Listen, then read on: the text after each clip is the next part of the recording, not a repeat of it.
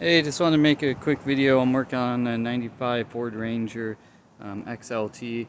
It's got the 2.3 liter 4-cylinder in it, and my temperature gauge on my dash is reading high all the time. Like right when you start it, it says buried on high.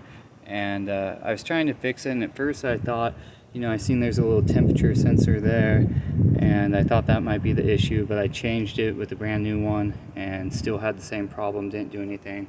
And I just made this video to show that that one's actually for the ECU, for the computer, but there's a separate one underneath over here that's a single wire that's for the gauge itself. So I'm gonna go under the vehicle and get a little better view and just show you if your temperature, the gauge itself isn't working. There's a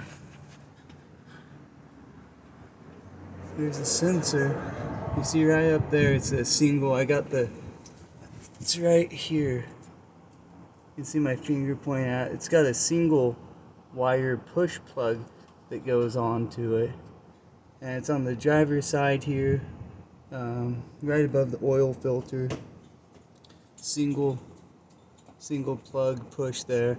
And that's the one that actually goes to the gauge cluster, to the gauge on the dash there. So I unhooked that and it dropped back down, and that was the actual problem. So yeah, just a quick video if anyone's having that issue.